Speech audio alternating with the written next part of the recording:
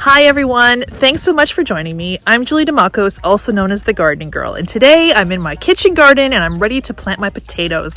My potatoes are chitted.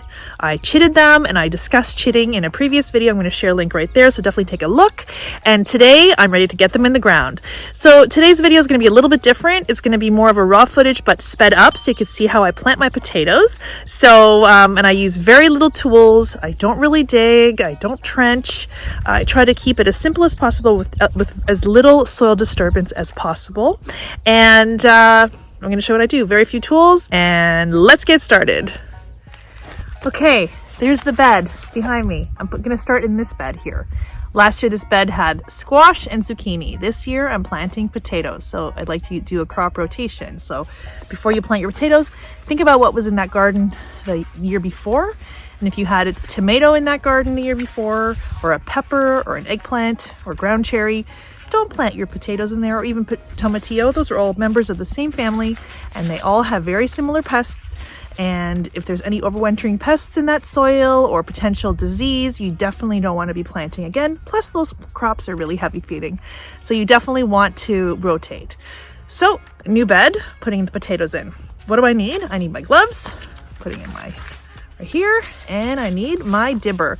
This is a homemade long handle dibber. This used to be, I think, a spade or a fork.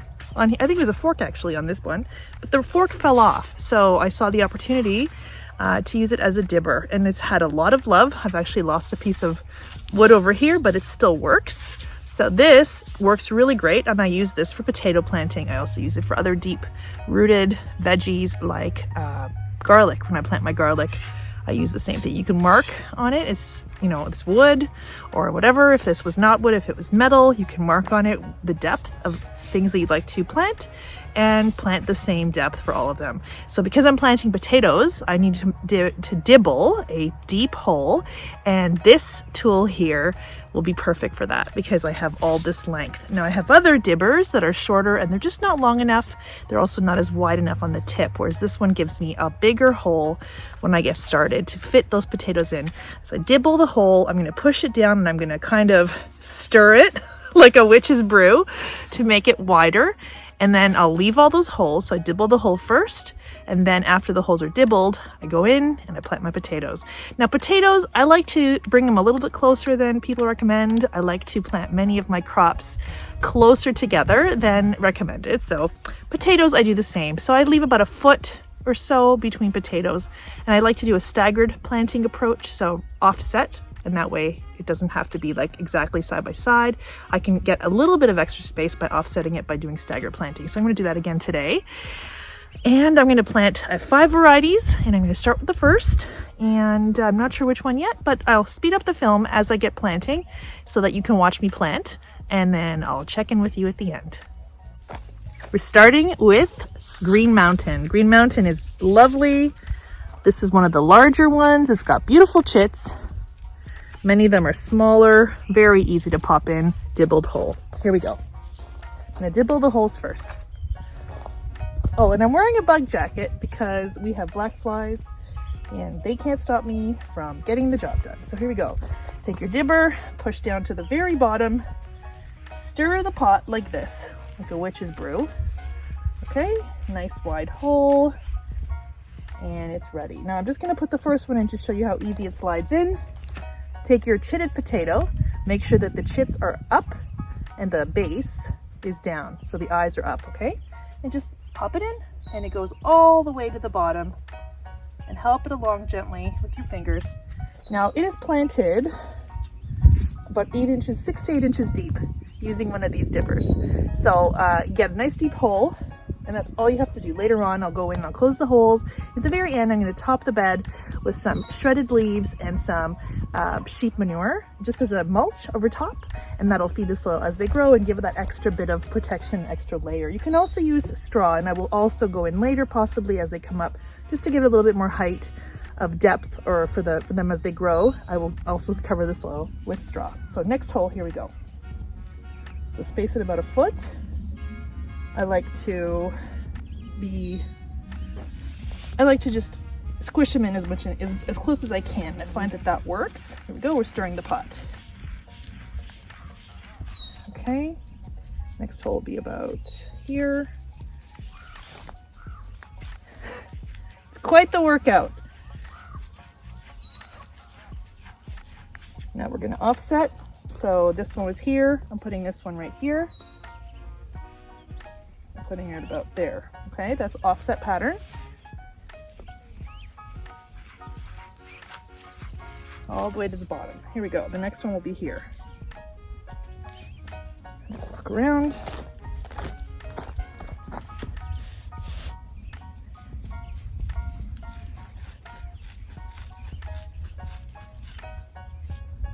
And then one more here. So it looks like I'm getting 3 in a row offset.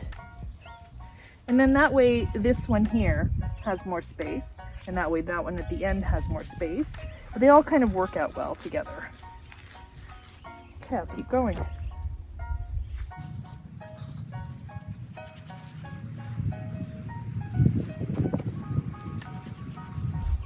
This whole bed will be potatoes. So I'm not thinking about rows or how many in each variety. I'm just going to make the holes first. Actually, I think I want it a little bit over right there.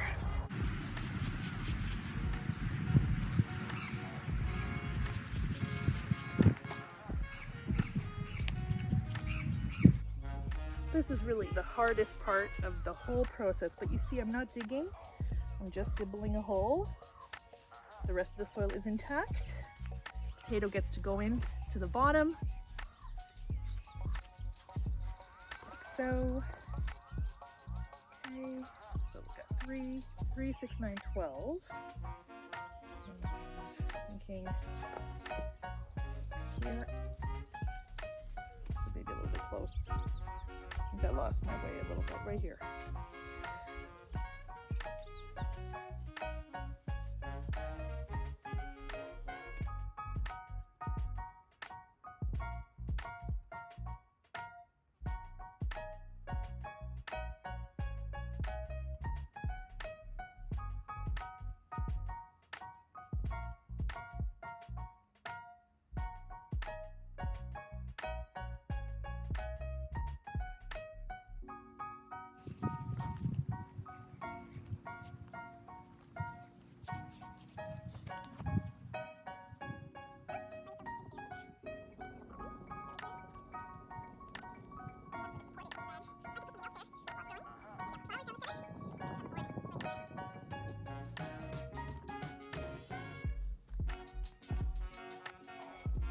Okay, I'm going to stop there and start planting.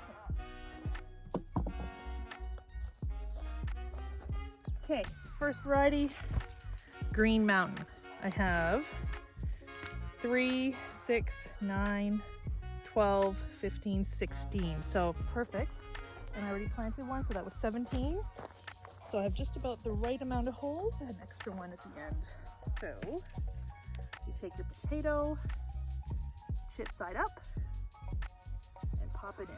And just gently ease it in. Some potatoes that are larger won't slide in as easily, so you'll want to make bigger holes. Very simple. Make sure the eyes are up. The bum, I call it the bum, is down. See how quick it is? And now you don't have to worry about trenching. This really saves a lot of time. You're not trenching now. Now you're just, watching your plants grow. You want to add a little bit of topping over top. Like I said, you could use straw or fallen leaves as a mulch. That would work really well. Even cut grass if there's no seeds in it. You need to remember to put that one there. And really, this just makes life so much easier, because I really think it's important to keep things as simple as possible when you're busy.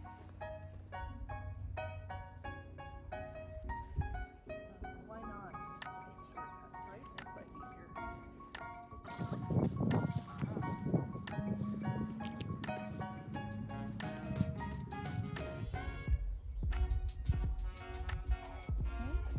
Two left. I can't remember. Oh yeah, I didn't put one here, but I put one there and there. So this one.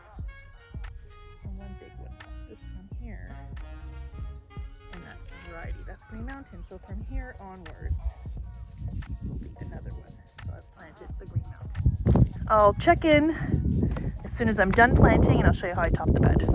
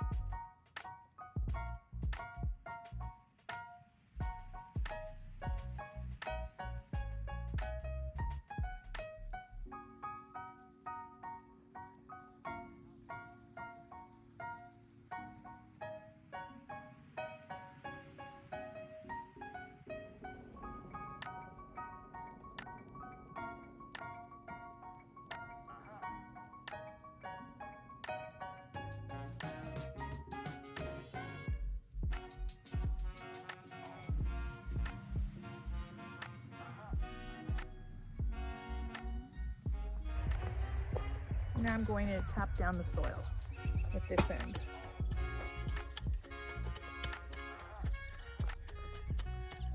Just to make sure that everything is smooth and the holes are closed. If I had a rake, you could do this with a rake too. I have like a nice garden rake.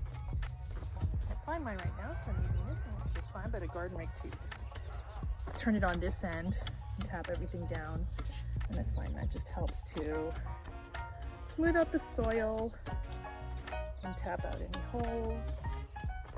It just gives a nice texture, completed look.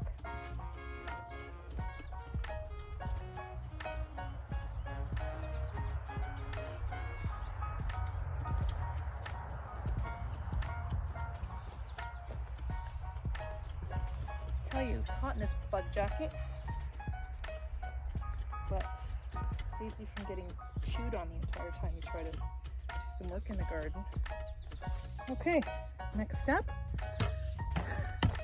Next step, I'll be topping up the soil with some shredded leaves and that have been composting since last fall, as well as sheep manure. Okay, I'm ready to top the bed. Here is this is my mixture of sheep manure and partially composted or decomposed fallen leaves. So I mixed them together and I'm just going to layer the soil with them. The great thing about topping with compost, fallen leaves, straw, all these things, what it does is it allows the soil, like it keeps the soil from drying. So it insulates the soil, and if you don't water all the time, that's okay, because it actually conserves moisture. This is a little bit of a small shovel, and it needs to be bigger, so this will take me some extra time. But you get the point. This is all you do. Can you see that? So all you do is just lay it on the soil and just try to smooth it out. This will take me some time, so I will speed up the film.